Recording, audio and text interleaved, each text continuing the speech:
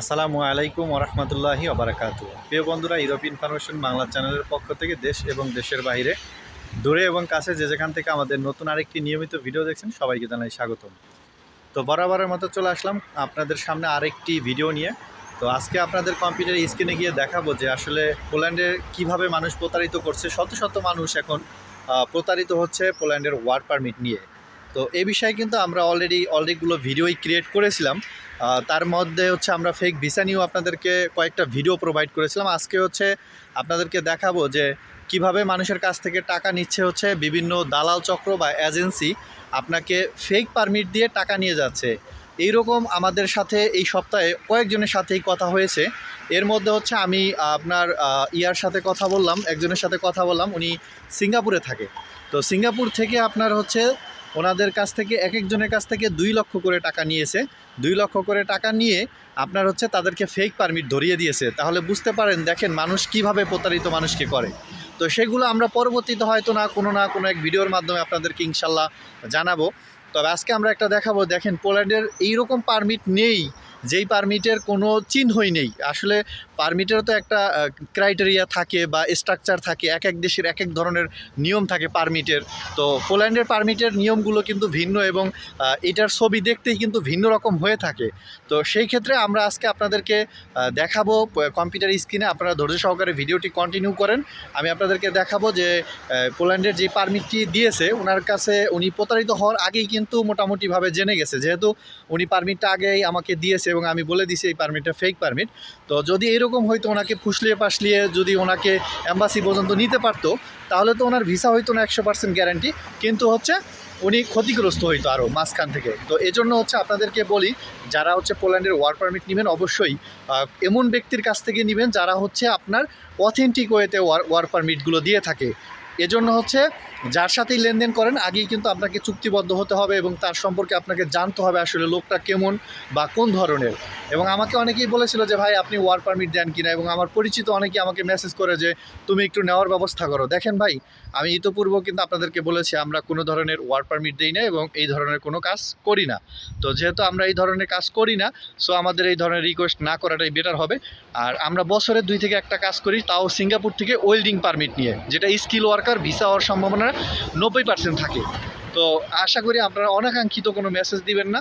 আমি আপনাদেরকে এখন নিয়ে যাচ্ছি কম্পিউটার স্ক্রিনে, ভিডিওটি ধৈর্য সহকারে কন্টিনিউ করুন। ওকে, চলে আসলাম কম্পিউটার স্ক্রিনে আপনাদেরকে দেখানোর জন্য। আপনারা দেখতে পাচ্ছেন যে আমার সামনে একটি ওয়ার্ক পারমিট ছবি উপরে দেওয়া আছে। তো এই ছবিটা আপনারা দেখলে একটু বুঝতে পারবেন যে আসলে ওয়ার্ক পারমিটগুলো কেমন হয়, সেটা আমরা আরও বিস্তারিত আলোচনা করব। প্রথমেই দেখতে পাচ্ছেন যে এখানে একটা লোগো আছে, এটা হচ্ছে পোল্যান্ডের যে লোগো থাকে সেই লোগোটাই কিন্তু এখানে, এবং ডান পাশে লেখা আছে পলাস্কা, মানে হচ্ছে পোল্যান্ডের কথা। এরপরে হচ্ছে দেখেন এখানে একটা লাল লোগো দেওয়া হয়েছে, সাদার মধ্যে লাল, এবং এইখানে একটা হচ্ছে কি দেওয়া হয়েছে, একটা আপনার হচ্ছে কিউআর কোড দেওয়া হয়েছে, যে ওনার নামটা দেওয়া হয়েছে অ্যাপ্লিকেন্টের। তো এখন আপনারা দেখবেন যে এরকম লেখা আছে কিনা, work permit D visa for foreigner in Poland, মানে এইরকম কোনো পারমিটে কখনোই আমরা দেখিনি। একটা হাস্যকর বিষয় হচ্ছে, দেখেন এই একটা পারমিট তারা উত্তোলন করেছে এবং এক অ্যাপ্লিকেন্টকে দিয়েছে। তো এইরকম কোনো পারমিট আমার চোখে আজ পর্যন্ত পড়ে নাই, কিন্তু এই ভদ্রলোক কোথা থেকে এটা যে বানিয়ে আনলো সেটা আমার মাথায় ধরে না। তো আপনারাই বলে যাবেন কমেন্টে যে আসলে কী ধরনের পারমিট হয়ে থাকে পোল্যান্ডে। আমি কিছুক্ষণ পরে আপনাদেরকে গুগলে সার্চ করে দেখাবো যে আসলে পোল্যান্ডের ওয়ার্ক পারমিটগুলো কোন ক্যাটাগরি হয়ে থাকে, যেহেতু আমি পূর্বেও আপনাদেরকে দেখিয়েছিলাম যে পোল্যান্ডের ওয়ার্ক পারমিটগুলো কোন ধরনের হয়ে থাকে। তো আমরা একটু নিচের দিকে স্ক্রল করে যাচ্ছি। তো নিচের দিকে যাব, দেখেন নিচের দিকে গেলে এইখানে আমাদের কিছু লেখা আছে যে ওনার অ্যাপ্লিকেন্টের নাম, অথবা ধরেন সিটিজেন অফ হচ্ছে বাংলাদেশি। দেখবেন পোল্যান্ডের যে ওয়ার্ক পারমিটগুলো থাকে সেই পারমিটে কোথাও দেখবেন লেখা নেই বাংলাদেশি বানানটা এইরকমভাবে, বাংলাদেশ বানানটা অন্যরকমভাবে লেখা আছে, এবং ডেট লিখছে 31 ডিসেম্বর 1981, প্লেস অফ বার্থ একটা ওনার অঞ্চলের নাম দিছে কুমিল্লা বা যেখানেই দেখ। এরপর হচ্ছে ওনার পজিশনটা লিখছে, দেখেন ফর দ্য পজিশন হেল্পার।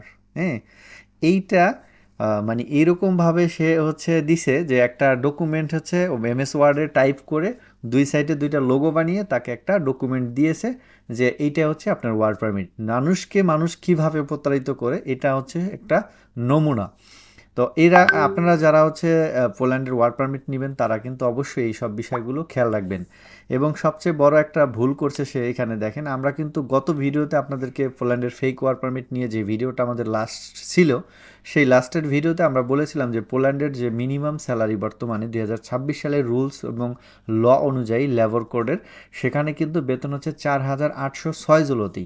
এর নিচে কিন্তু কোনো পারমিট বের হবে না, এটা কিন্তু স্পষ্টভাবে আমরা আপনাদেরকে বলেছিলাম। এখন দেখেন এই ভদ্রলোক কি করেছে, যে এই ভদ্রলোক হচ্ছে 2500 PLN পার মান্থ হচ্ছে সে স্যালারি দেখাইয়েছে এখানে। তো এইটা হচ্ছে দেখেন কি ফেকভাবে সে বানিয়ে দিয়েছে এবং একটা লোগো এখানে তৈরি করছে। আসলে এইটা কিন্তু আপনার হচ্ছে একেবারেই ঠিক হয়নি, যে আসলে মানুষকে ধোকা দেওয়ার মতো কিন্তু হচ্ছে অন্যান্য আপনাদেরকে দেখিয়েছিলাম পারমিটগুলো যে এক একজনে এক একভাবে তৈরি করেছে, কিন্তু উনি যেভাবে তৈরি করেছে আসলে এটা আসলে বোধগম্য না আমাদের। তো আমরা একটু চলে যাচ্ছি কম্পিউটারে ইসে আপনার গুগলে যে চলে যাচ্ছি, আমরা গুগলে গেলে হয়তো আমরা দেখতে পাবো, আপনাদেরকে দেখাতে পারবো পোল্যান্ডের পারমিটগুলো কেমন হয়ে থাকে। তো আমরা একটু গুগলে সার্চ করে দেখি যে পোল্যান্ড ওয়ার্ক পারমিট।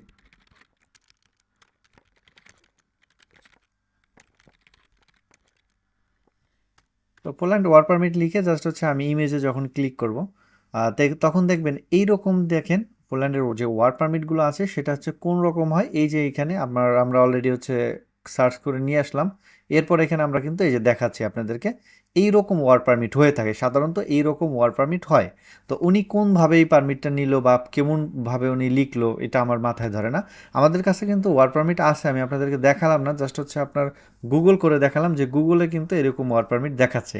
তো এই ব্যক্তি হচ্ছে একজন প্রতারিত হয়েছে একজনের মাধ্যমে, তবে হচ্ছে সামনে সে হয়তো বা এম্বাসি ফেস করার জন্য বিভিন্ন কথা বলতো বা পাসপোর্ট নিত বা অন্য কোনো কাজ করত, কিন্তু হচ্ছে সর্বশেষ এই লোকের কিন্তু বিদেশ যাওয়া হতো না, কারণ যেহেতু প্রথম বেলায় তার হচ্ছে ফেক ওয়ার্ক পারমিট দিয়েছে, তার মানে কিন্তু এটা দিয়ে আর কোনো কাজে আসবে না।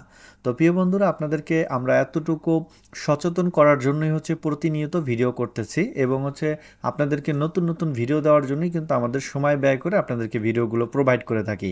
আজকের ভিডিওতে আমরা এখানেই বিদায় নিব, পোল্যান্ডের পরবর্তী কোনো বিষয় নিয়ে আপডেট দিয়ে আবার ভিডিও করব। এ পর্যন্ত সুস্থ থাকেন, ভালো থাকেন, আল্লাহ হাফেজ, আসসালামু আলাইকুম ওরহমতুল্লাহি ওবারাকাতুহু।